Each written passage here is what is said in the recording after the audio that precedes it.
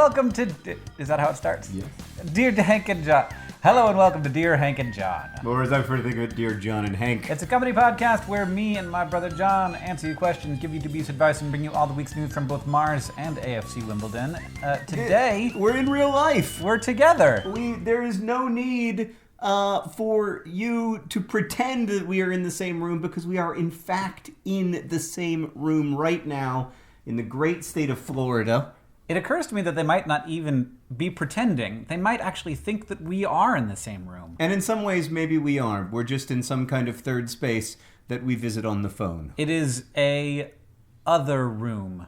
Yes. It is a room made of electrons. I'm fascinated by the spaces that we make up, or sort of like make physical, what was once called cyberspace, before it became so assumed that that we stopped thinking about it as space. Do you ever have that experience where you will have a very intense interaction in a online space, and then later you will ascribe it to a physical place?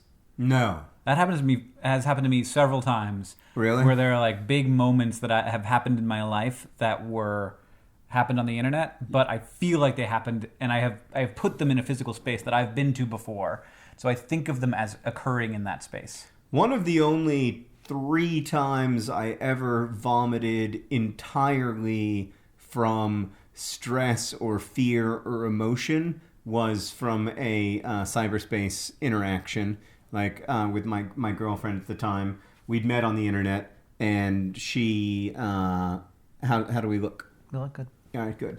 Hank is looking at the levels right now. My girlfriend and I were sort of like in this middle of this long 6-month breaking up process, and we just had a very tough conversation. And immediately after, it was almost like hanging up back then, because going offline was an action in a way that it isn't now. And I just immediately went to the bathroom and threw up at our house back in Winter Park, Florida. Well, that never has happened to me. I don't think I've ever puked from emotion. Really? Yeah. I've puked from emotion a few times. I've puked from reading once. Wow. Yeah. I've never puked from drinking either. I've also puked from drinking. I have puked for the other reasons. Just from illness. Illness. Yeah. And motion sickness. Oh, it's been a long time since I puked from motion sickness. I remember it being a very unpleasant puke, though. It is not good. It is not a good puke, John. All right. Should we talk about Florida, or should we move on to the poem of the day? Well, yeah, I feel like we should do the how are you doing today, John? I'm doing well. I am in the midst of a somewhat crazy few days for me. Yes. I was just in New York talking to Bill and Melinda Gates for the launch of their annual letter, which is fantastic. You can read it at gatesletter.com. And no, they didn't pay me to say that. Bill and Melinda Gates, not sponsors of this podcast. They've got it. They've got the money to share. They could have sponsored it. They chose not to. Believe it, they're spending their money in smarter ways. And then I'm here for about a day, and then I'm going on a trip to visit some refugee camps for the rest of the week, which will be very interesting. So you can actually talk about that now. But on my way... Oh, yeah. I'm going to stop off in London for 7 hours and go to an AFC Wimbledon game.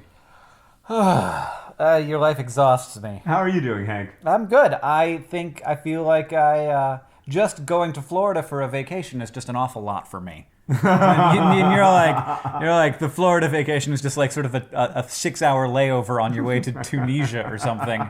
So we grew up here. Hank grew up here more than I did, but we both kind of grew up here. And every time I land in Florida, like when I'm flying over Florida and the plane lands and then I get out into the airport and everything, I always think, and this is the stupidest thought, but I have it every single time I land in Florida, there is no place on earth like Florida, more like Florida.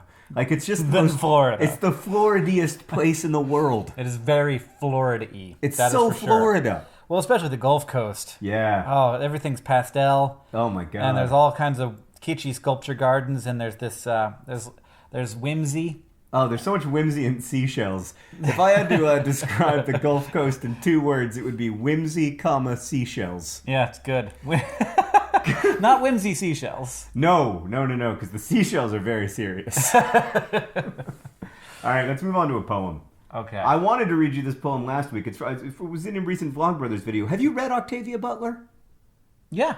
Have you read The Parable of the Sower? No. You've got to read that one. Okay. It's the best. I've gone on to now read like 6 Octavia Butler books in the last 2 weeks, but this one was maybe my favorite. So it's from Parable of the Sower, and it's a very short poem today. The shortest of the short poems. No, not the shortest we've ever done, but near. In order to rise from its own ashes, a phoenix first must burn. It's good, right? Mm-hmm. Octavia Butler, man. One of America's great novelists, and one I hadn't even ever read until like 6 months ago. Mm. Yeah. Yeah.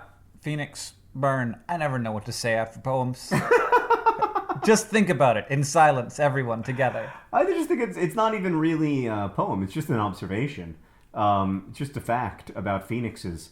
You know what AFC Wimbledon's badge is? Is it a phoenix? It is. That makes sense. It makes sense because they had to burn before they could rise from their own ashes. Absolutely, and I feel like just because it's such a nice image and it's good colors, that I would maybe want to wear an AFC Wimbledon scarf if it were cool out. Well, if that is the case, you can always go to dftba.com where AFC Wimbledon scarves are for sale, and the proceeds from those scarves go to benefit AFC Wimbledon, a football club owned by its fans, and arguably the greatest fourth-tier English football club in the history of football, and maybe soon the greatest third-tier football club. All right, let's get there. Let's go to some questions from our beloved listeners who emailed us at hankandjohn@gmail.com. Hank, can we start off with me asking a question? Sure. All right, this question comes from Miranda, who writes, Dear John and Hank, it wouldn't be Dear Hank and John without some talk about death. So with the recent passing of Justice Scalia, I realize I know nothing about how the Supreme Court selection process works. Don't worry, Miranda. Congress also knows nothing about it. Why does it take so long to elect a new justice? They aren't elected. That's part of the reason. Why aren't their backups already lined up like a U.S. vice president has a vice president? That's a great question. Maybe they should have thought of that when they were making the Constitution. Why aren't there more specific guidelines in place as to who should select a replacement in an election year? Miranda, those are excellent questions, and they are all questions that I wish our founding parents, mostly fathers, had borne in mind when they were writing the United States Constitution. Here are some other things I wish they'd borne in mind. While we are discussing it, I wish they'd borne in mind that while we weren't going to be part of the United Kingdom anymore, their parliament is actually a pretty high-functioning organization. And maybe we should have adopted a parliamentary system instead of adopting the absolutely bananas congressional system that we currently have. Some of this is about the fact that the Constitution is extremely vague about the Supreme Court. It says that Supreme Court justices will be chosen by the president with the advice and consent of the Senate. That's all it says. Is that really what it says? Pretty much. Wow. Advice and consent. And the Senate this year has interpreted that to mean, over the years that has meant different things. It used to be, before about like 1960, I think, it used to be that the president just chose the Supreme Court justices and then Congress said, as you wish. I guess I guess consent implies that they could say no somehow. But they didn't actually figure out that they could say no until like 1960. Okay. One of the weirder things that happened in the U.S. Supreme Court is that when Franklin Delano Roosevelt was president, he wasn't pleased with what the Supreme Court was doing, and none of the Supreme Court justices were dying, so he just decided that the Supreme Court should have more justices, and he appointed a bunch of new people to the Supreme Court. It was called packing the court. And that's how he got all of the New Deal legislation through. So that would be really fascinating if we just kept doing that, because then there would be as many Supreme Court justices as there are Congress people, or as many Supreme Court justices as there are Americans. We could all be on the Supreme Court. So yeah, I want to back up for a second and just bet that we're going to get a lot of feedback from our British viewers about how their parliament does not function well. I mean, you can say that their parliament doesn't function well, but come on.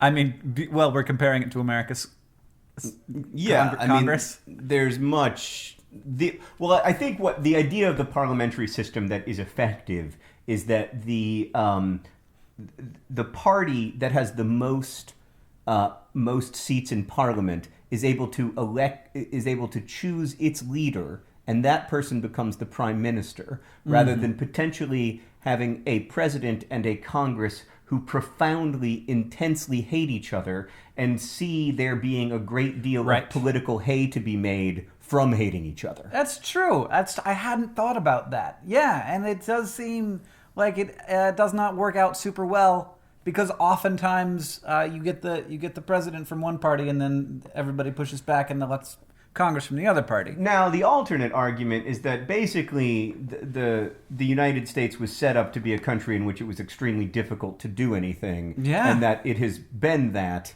and that it has often benefited from being that, rather than going populist in this direction or populist in that direction.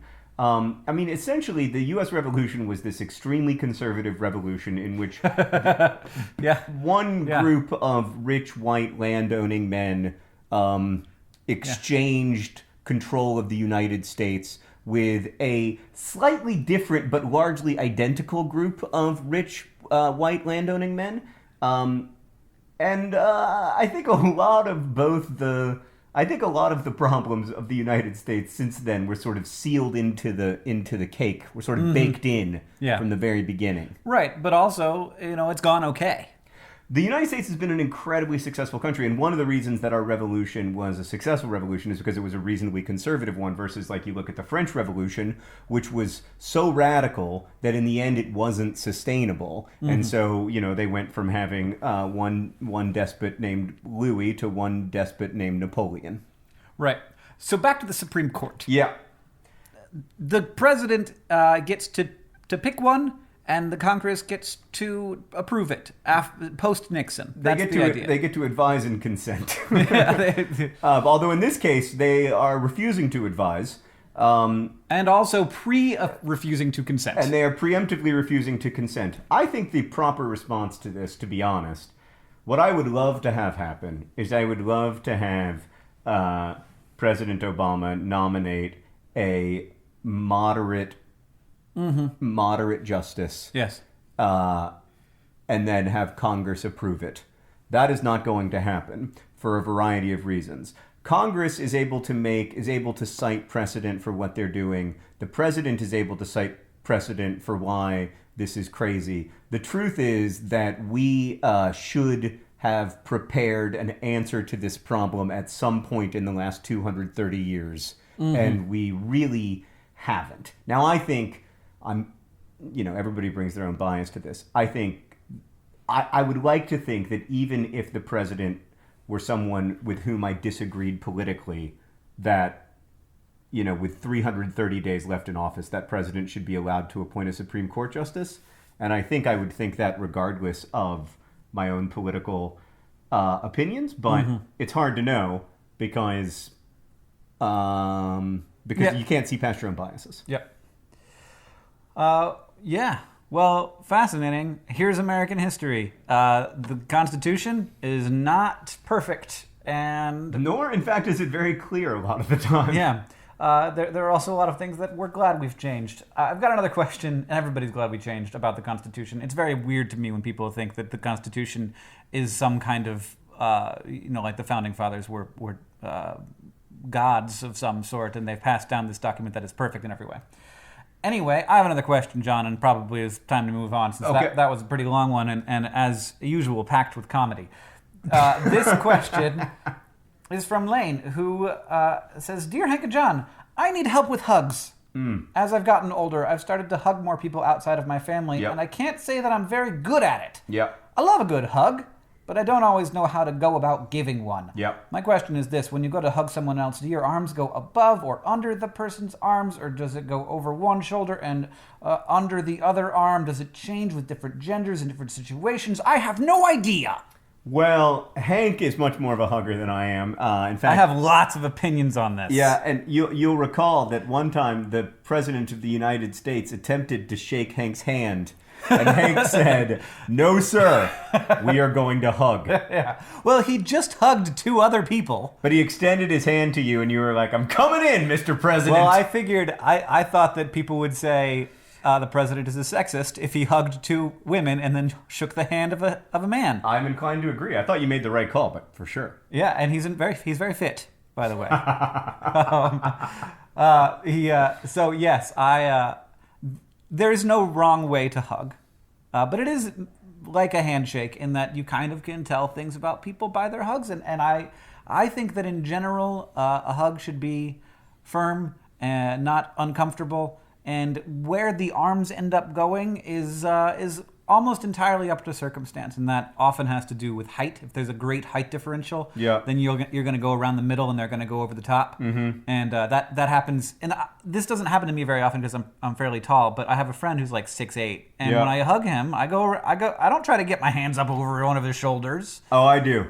When I hug, my best friend is 6'7", and when I hug him, I go one hand over the shoulder. Even as dumb as it looks, you can't even get it up there. It's not just that it looks dumb. I feel like I'm like at a middle school dance, which was the last time that like my peers were so much taller than I was, you know? Yeah. And so the boys who were always shorter than the girls back then were supposed to be... Right. We were supposed to have our arms on their shoulders, and they're supposed to have their hands on our waists, and it just looked ludicrous. Yeah. And I feel like that every time I hug Chris, I think to myself, I'm a middle school boy at a dance again. Yeah. So, and I will find myself going up on tiptoes when I'm hugging Adam and trying to get one hand over his shoulder, but and I do feel a little bit odd, I will say, now that I'm thinking about it, when I give him a hug, because I feel kind of like a little girl. And I'm just like cuddling into his chest. But I think that it's mostly down to height, where your arms end up. If you're roughly the same height, you do one over, and then and you sort of like, the whole process of giving a hug, you have this wind up where you pull your arms out while you're still a fair distance away. Yeah. And that's the time when you're like using your weird monkey brain to figure out where my arms are going to end up. Yep. And if you do that dance and your hands keep matching each other, and then you gotta eventually you will get close enough, and there will be enough of a difference that you'll end up in a hug, and it will be okay. Yeah, Lane, what I would say is that I always let the other person, based on the way that they hold out their hands for the hug, I let the other person dictate, and maybe this means that I'm too passive or I'm never going to be successful in business or something, but I let the other person dictate the terms of the hug. And then if I find that they are like me and not a hug term dictator, what I do in that situation is I just go right arm up, left arm down. Right. Just as... that's sort of the natural. That's my... In an emergency, this person also doesn't lead the hug.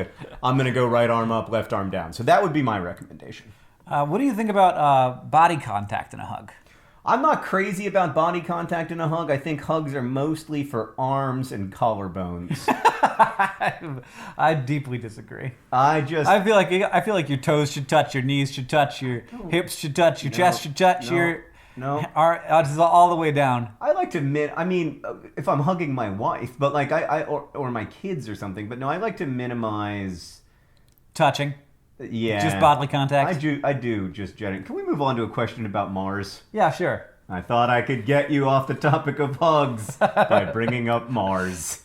All right, Hank, this question's from Netta, who asks, Dear John and Hank, a few podcasts ago, Hank said Martian winter, and that got me thinking, does all of Mars have winter at the same time? Or is it like Earth, where the northern and southern hemispheres have it at different times? Does Mars have hemispheres or an equator? I'd love to know what the seasons are like on Mars, and if it depends on where you are. I love the podcast. It is the highlight of my week, and I think absolutely hilarious. Netta, you do not have a very good sense of humor. Well, but we appreciate the sentiment anyways. Yeah, Mars is just like Earth. It has an axial tilt like Earth's, and thus it has seasons like Earth. It has winter in one hemisphere, and then while it's summer in the other hemisphere. And all planets have hemispheres. The equator is defined by the spin of the planet. So where it's the when a planet is spinning, I'm doing hand gestures now, so this is a visual thing. Look on the internet, you can see what a hemisphere is. It's halfway down.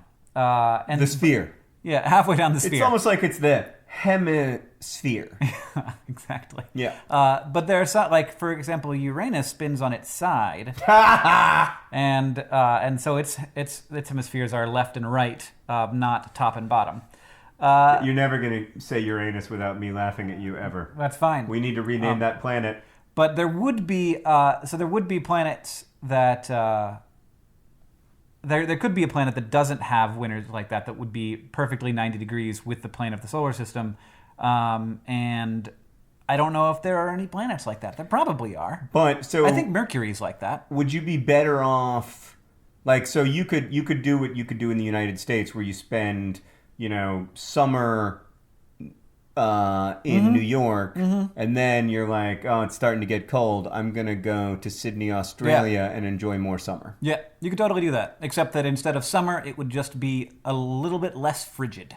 you might get up to I mean, in addition to never being able to go outside because there's no air, you would you're never going to get much up. You're not going to get above freezing. I don't think ever on the surface of Mars. Really? No. That sounds miserable. Well, I live in Montana where it doesn't get above freezing for quite a hunk of the year. But It does have air, though.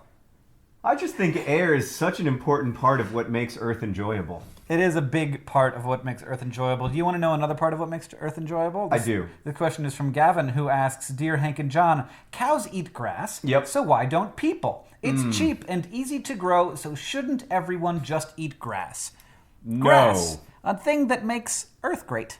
No, they shouldn't eat grass, and I'll tell you why. So, humans need certain things. Protein, fiber, All some things vitamins. in grass. Also in grass?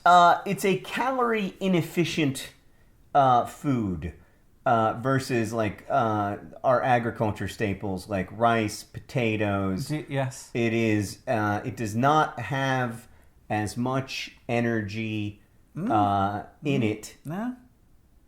Okay. Alternately, there is a reason. There is a reason. What is the reason? Well, first, we're not cows. Well, I understand that we're not cows, but what is the reason if it is energy intensive and as digestible by It's not as digestible. So that's that's the thing. You have just as much energy in grass, which is why you can burn grass and there will dry grass and there will be energy released.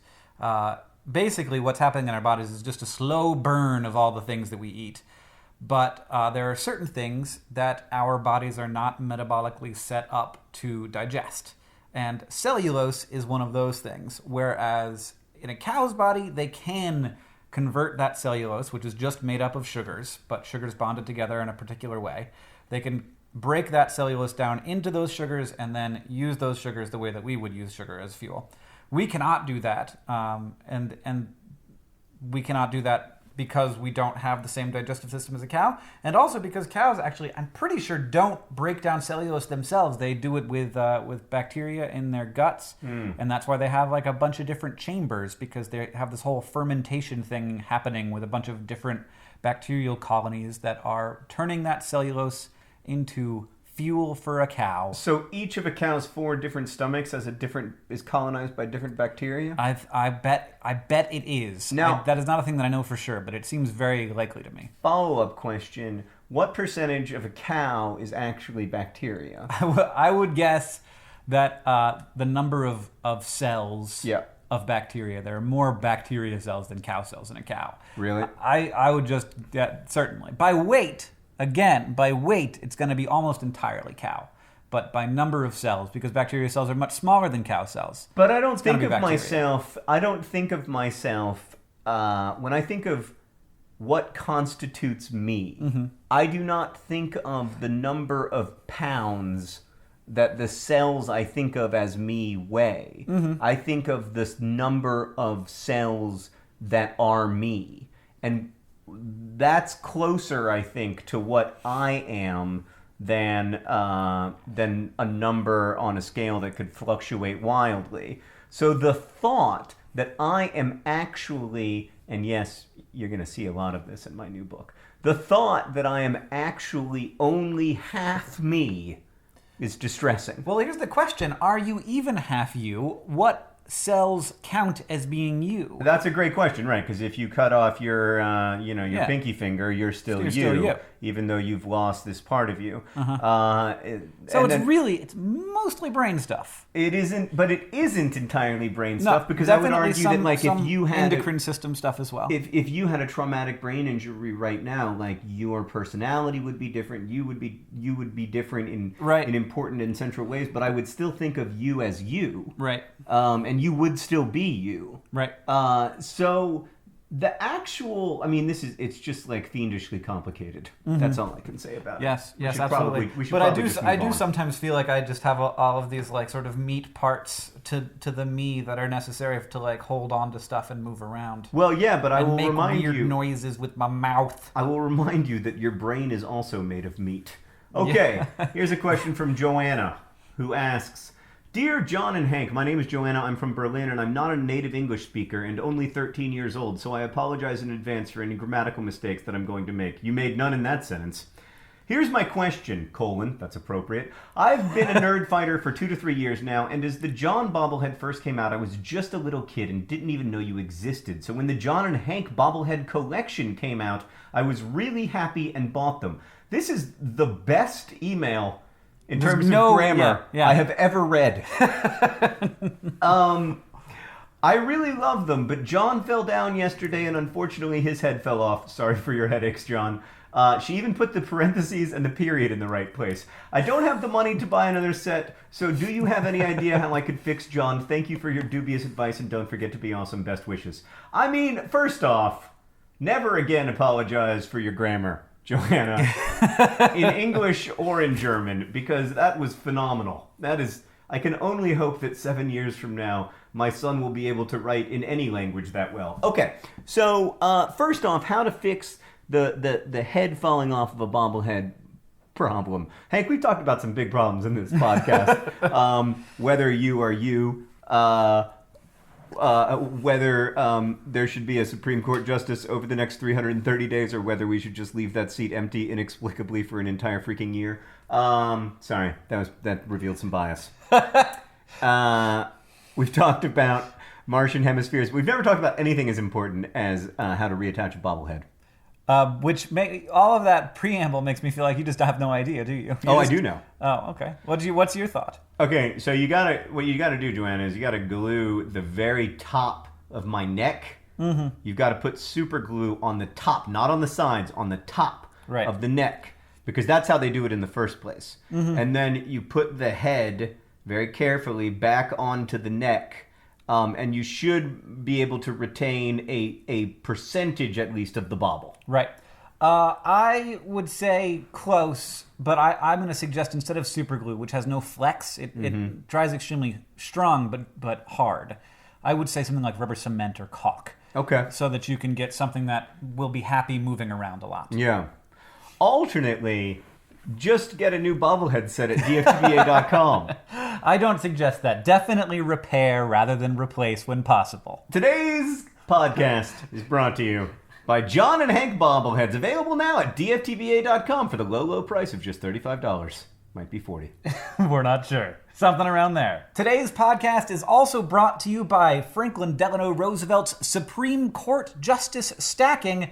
Franklin Delano Roosevelt's Supreme Court Justice Stacking, responsible for the New Deal and possibly all of current American prosperity. That's a bold statement. Dubious. Very dubious. Some American prosperity, some percentage of American prosperity might be able to be traced back to that. It's one of those things where if it had gone wrong, we would remember it as this power grab by the first president to be elected 4 times. He was essentially president for life. Yeah. It was kind of a power grab. And today's podcast is also brought to you by Martian Summer. Summer on Mars, still incredibly cold. And finally, this podcast is brought to you by cellulose. That component of grass that's made of sweet and tasty, wonderful sugar. but is somehow yet still inaccessible to us because we are not sufficiently made of bacteria. I got another question. This one is from Aylin, who asks, Dear Hank and John, I'm a listener from the French-speaking part of Belgium. Like most of my friends, though, I consume a lot more English-speaking media, be it books, TV shows, movies, YouTube videos, etc., than French-speaking ones. From my point of view here in Europe, it seems that especially in the internet era, culture from the English-speaking world, mostly the USA, automatically has a wider reach and is seen as cooler, more relevant, or simply better. This is making it more difficult for non-English speaking creators to compete and reach an audience. I'm worried about what this means for diversity. While I love the American and other English speaking media I consume, I still want to hear about other cultures, including my own. This is a great point. And I forget about it because obviously we do have a big, you and I have a big audience overseas, especially in Europe, in places where they don't speak English as a first language, but a lot of people speak English nonetheless. Yeah, and I feel like the number of people in Europe speaking English just continues to rise. Yeah, but I think it's a big problem for internet culture in general because the internet feels so big and it feels so inclusive. A lot of times we forget that the vast majority of people can't participate in online discourse, at least in the internet's lingua franca, which is currently English. Mm-hmm. So so when we talk about internet discourse, we're excluding people who don't speak English. At least when we're talking about the kind of internet discourse that I engage in, I'm excluding people who don't speak English. I'm excluding people who don't have regular access to the same internet tools that I use, most of which are dependent upon broadband.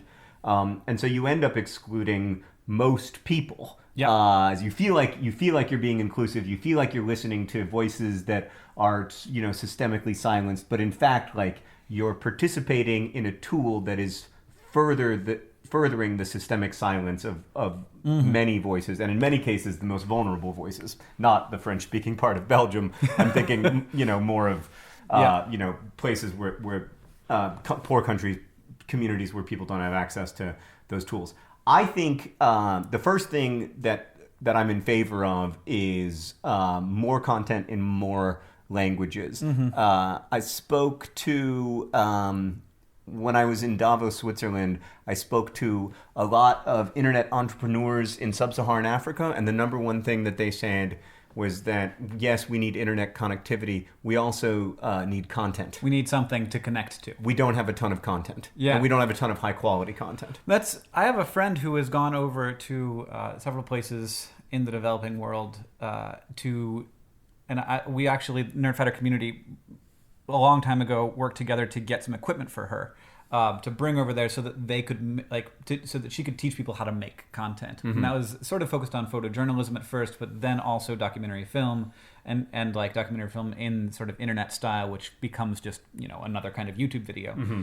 And it was amazing to me, both like sort of like what she was able to do in terms of teaching people who then taught other people, and also how inexpensive it was for her to go do that. I mean, obviously, like there's more than the dollar cost. Like also, it's just a difficult and time-consuming thing to do, to take like a piece of your career away to go and spend this time doing something that's obviously not going to make you a bunch of money. But it was fascinating to see. But I'm gonna and I really am excited about hoping that more of that gets done and that there are a lot of people who have more experience creating for the internet, and hopefully those people will share those tools with the rest of the world. Now, it was really interesting to me in this question, something I hadn't even thought about, is that Aylin says it's cooler to watch English stuff. Right. Which is really interesting to me, like how that might get tied up in. But like I have noticed as I've been trying to watch the YouTube communities of other countries, that a lot of places in Europe don't have that many native YouTube, interesting YouTube things happening. There are some, but not tons. Yeah. And that's, I think, partially because European culture and American culture are different, but much more similar than other cultures are across the world. Yeah.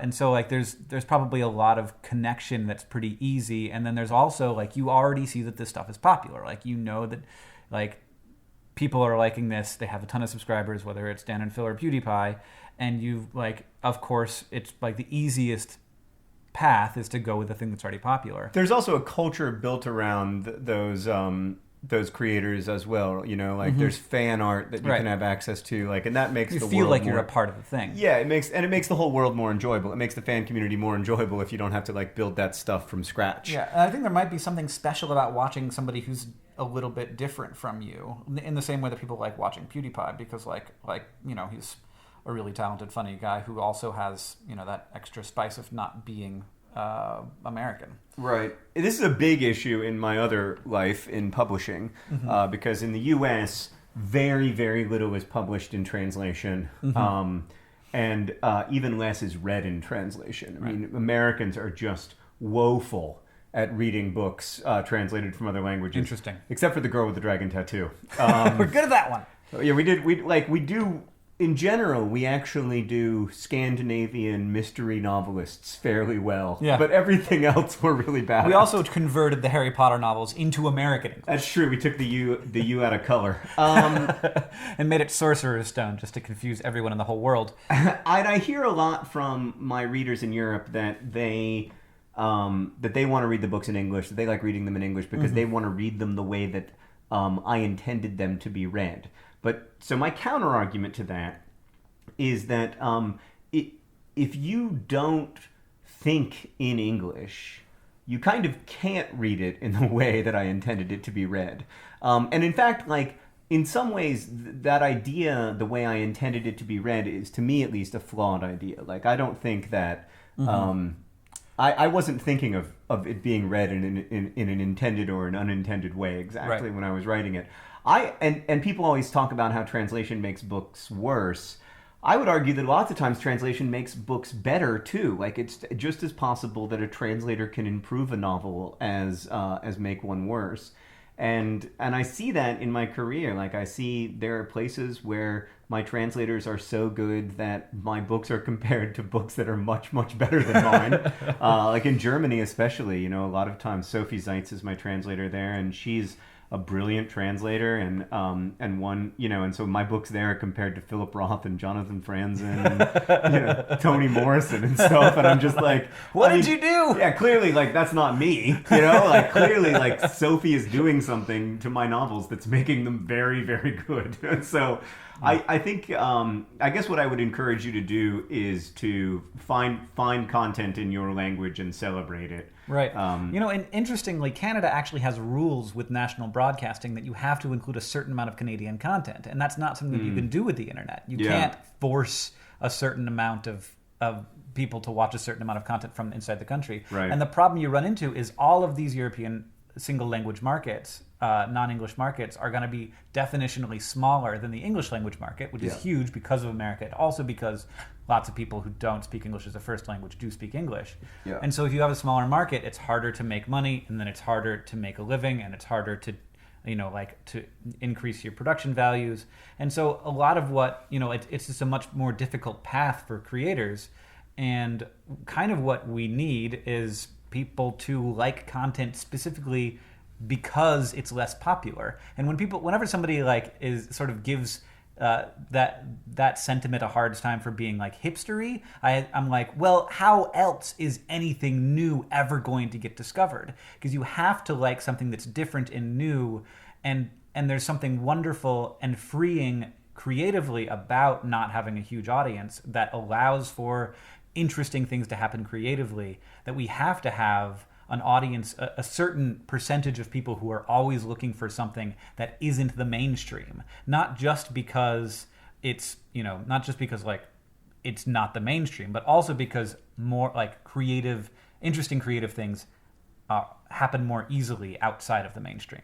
Yeah, I totally agree. The last thing that I would say about this is, I have a friend who calls this the Lithuanian poet problem, that if you are a Lithuanian poet, your chances of winning a Nobel Prize, your chances of finding a wide audience are so infinitesimally small compared to if you're writing in English or even in German or French, that it almost discourages you from ever starting.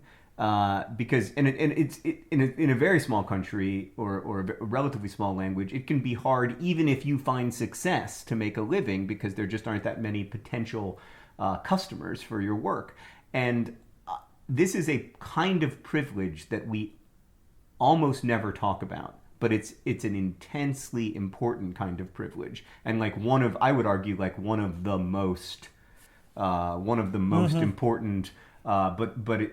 Because it's so important, and because it's so omnipresent, it's easy not to look at, like air. Like it's easy to just feel like it's in the air, but it's not in the air. Writing in English is a massive structural advantage. And being able to read in English is a massive structural advantage, and those are things that we have to be conscious of. Mm-hmm. All right, John, this is the part of the podcast where we talk about news, I think. The news from AFC Wimbledon. Well, that, and also the news from Mars. A cold dead rock in the middle of space. Correct. Or maybe not dead, maybe not, but probably dead. Probably dead. But if it were alive, John. Yes. That would be, to be clear, the biggest news ever in the history of humanity. No. That's not the news today, though. Also, I would argue that it would not be the biggest news in the history of humanity. Really? Yes. In the history, you think that life, we are not alone in the universe? Yeah. Would not be the biggest news? No. What if there was a person who is not a human on Mars? Sentient person. Yeah. Like a Wookiee. Yeah, like a Wookiee. If Mars had Wookiees that were living in underground tunnels, yes, that would be the biggest news in human history. Okay, just making sure. If Mars once had bacteria that might have come from Earth, well, we'll be able to figure that out. All right. If Mars has life separate from Earth, that evolved separately from life on Earth, would it be the biggest news in human history? I'm going to say hard no, but I'm going to say it would be in the top 200 news stories in human history. But I would also argue that AFC Wimbledon's return to the Football League in 2011 was one of the top 200 news stories of all time. I mean, that's the thing about arguing. The printing press. You can literally argue anything. The agricultural revolution. The Columbian Exchange. AFC Wimbledon's victory over Luton Town in the 2011 conference playoff final. The problem is there are a bunch of big stories, right? Yeah. So it's hard to pick which is the biggest. All right, do your news. No, you do yours first. I have important news. The bad news is that I somehow, while walking up the stairs... You lost the news from Mars? Into the internetless area of this house. It's just popular mechanics asking me to submit my email address for something. Can you just go to no thanks? Just hit the X. It worked! Boom! It worked. Wow. Thank you, John. I'm so good at navigating the internet. You're really good at the internet. We've got a news story here. NASA is investigating what's called photonic propulsion, which could potentially send a spacecraft to Mars in as little as 3 days. And the current technology, we'd be looking at like a year to get there. A little less than a year. Depends on the time of year you leave, and depends on the route you take. Sure. So big problem in space travel, as we always say, is you have to haul the fuel to move the fuel to move the fuel to move the fuel to get to Mars that you need to get to Mars. Right. So you're mostly pushing fuel around. The nice thing about photonic propulsion is that you don't have to move the fuel around. You are shooting the fuel at the spacecraft, kind of. So imagine you've got a hose, and then at the other end of the driveway, you want to move some stuff off the driveway, some leaves. You spray the hose at the leaves, and all the leaves go whoosh, right off your driveway, and you're like, good old clean driveway. The neighbors are going to be so envious. So it's like that, except instead of a hose of water, it's a hose of photons, a laser beam, that you point at a mirror, and the photons, which do not have mass, but do have energy and momentum, remarkably enough, can transfer that momentum onto a spacecraft from a centralized place where those photons are being generated by some extremely powerful laser. And then that laser will shoot at the reflectors on this spacecraft, which would have to be fairly light, at least to start, and move it to extremely fast speeds with this extremely powerful laser. Now, you got to build a really powerful laser, and you're probably not going to be shooting it from the surface of Earth. There's a problem here, which is that the laser would vaporize some of the atmosphere, would have a hard time getting out of the atmosphere, so you probably want the laser to be in space. But you wouldn't have to carry this fuel because the fuel is made of photons, and photons do not have mass. But you wouldn't be carrying them with you. You'd actually be shooting the photons from a place probably in orbit around Earth or on the moon. And they've been doing research on this, and it's a system that works, that functions. They've done it in the lab, but what you have to, and NASA is currently, obviously worrying, trying to figure out how this would work. But you have to build a really massive laser, and probably you would be for this initial step, you'd be sending a fairly light thing like maybe like a 200-pound or 100-kilogram spacecraft to Mars. But you could do it really fast, which would be amazing because the solar system is really big, so big that Voyager 1 only just left the solar system after being launched in 1977. So if you want to get, and also because this is a good way of transferring energy and you don't need to haul your fuel along with you, this would be a sort of the way if you wanted to send a probe to another star. That's exciting. Yeah. But not as exciting as AFC Wimbledon's heroic 1-0 victory against Carlisle United. Hank, you will remember that we were supposed to play Carlisle United a couple weeks ago. Right. But then soggy pitch. That game was won by Waterlogged Pitch. Waterlogged Pitch has had a great season in League Two. They're in second. But we beat Carlisle United. And you'll remember in the game before that, we beat Barnet. And in the game before that, we beat Luton Town, the same team we beat in 2011. That means, I'm not good at math, Hank, but I believe that means that AFC Wimbledon has won 3 straight games. Is that unusual? It is unusual, yes. Is it unusual for everybody in the league? It is unusual to win 3 straight games. Here is the most exciting part of this. AFC Wimbledon are currently in 5th place in League 2 with 15 games to go. Wow. So what are the top 3 don't have to compete at all? The top 3 automatically go to League 1. Do they still play in the playoffs just for fun? No, they choose not to. They take those days off. Okay. And then 4, 5, 6, and 7 enter into a playoff, and the winner of that playoff goes up to League 1. Oh, so wow. Only one team from 4, 5, 6, 7 goes up to League 1. But right now, AFC Wimbledon is in 5th, and crazily, they are not that far behind 3rd. So I am officially dreaming, but I'm starting to think about dreaming of automatic promotion. But this has been an amazing, amazing run that Wimbledon have been on. They've had a great season the whole season. So some other teams have had some bad games. We have benefited from other teams having some bad games, but also Wimbledon's just winning all of their games. And if you win all your games, you go up. And so I'm starting... Now, here's the crazy thing, Hank. I actually looked the other day. So the 3rd tier in English football is called League 1, helpfully. And I actually looked at the average attendance for all the teams currently in League 1. And they are all at least 3,000 more than AFC Wimbledon's stadium can contain. All of them? Yeah. Every team in League 1? The lowest one is 3,000 more than AFC Wimbledon Stadium can contain. The highest one is 20,000 more. So you guys got to get that new stadium built. So obviously we have to get the new stadium built, but also it makes me think that if we were to go up to League 1 somehow, that would be a wonderful season. But I can't imagine how it would be sustainable. But, maybe, who knows? Obviously no one thought that AFC Wimbledon would go from the 9th tier of amateur football and be promoted 5 times in 9 years. So who knows? Who knows? Who knows? I am starting to dream. It is incredibly fun. It's so exciting. The goal, by the way, was scored by 34-year-old Paul Robinson, a journeyman center back who was up for a free kick. I myself am only 38 years old.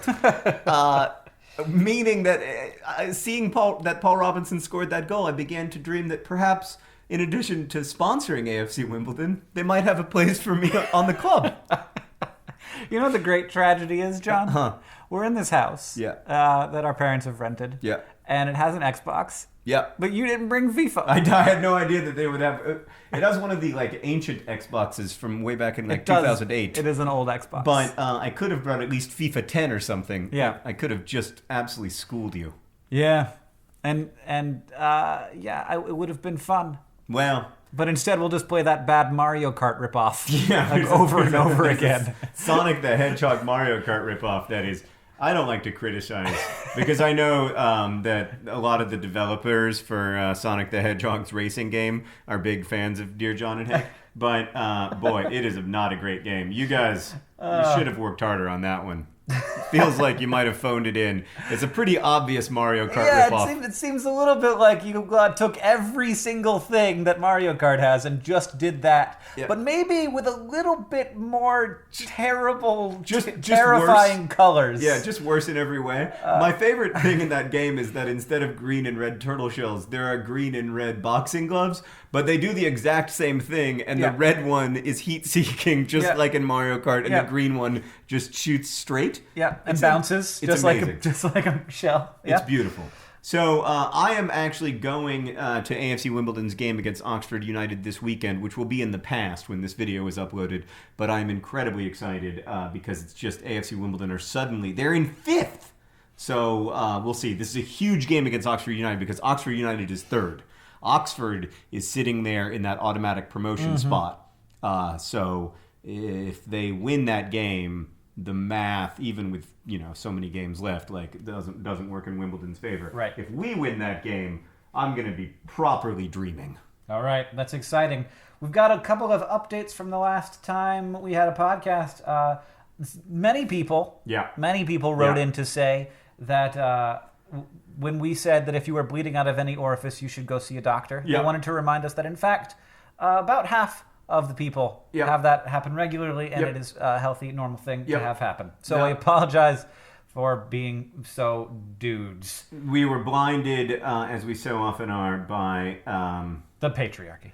By the patriarchy, by our own experience. Mm-hmm. Yes. We also got a comment, speaking of places where we were blind, about social identity from Rachel, who points out that when I said in the Saved by the Bell question last week, you can't actually separate who you are from how people see you because identity is something that is hashed out in social spaces, that may be true of ego identity, but that stereotypes about how people see you, obviously that can be extremely destructive. And she says, I think it is possible and positive to be able to separate who you are from the stereotypes that other people have about you or your group. For example, all of the research about a phenomenon known as stereotype threat is basically about the benefits of separating yourself from how people see your group.